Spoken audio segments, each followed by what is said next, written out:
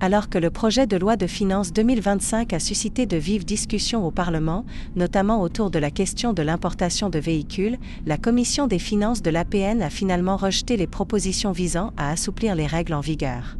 La semaine dernière, une centaine d'amendements ont été déposés, dont une dizaine portant spécifiquement sur l'importation de véhicules d'occasion.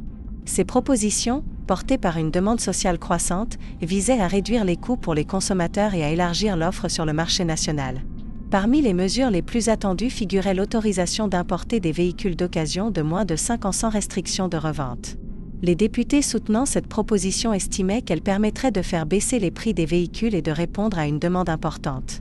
Ils soulignaient également la nécessité de mettre fin aux augmentations récurrentes des taxes sur les cartes grises. Malgré ces arguments, la Commission des finances a finalement rejeté ces propositions. Comme le souligne Abdelwahab Yagoubi, député des Algériens de France, via un post Facebook, comme prévu, les amendements de fond ont été bloqués, ce qui aurait permis aux membres de la communauté à l'étranger d'importer des voitures de moins de 3 ans, ce qui aurait levé les restrictions sur la vente de celles-ci avant 3 ans ainsi que l'amendement qui aurait permis d'importer des voitures de moins de 5 ans.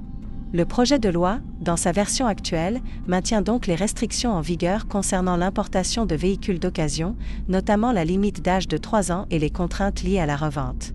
Ce rejet est susceptible de décevoir une grande partie de la population, en particulier les Algériens de la diaspora qui espéraient voir les conditions d'importation de véhicules facilitées.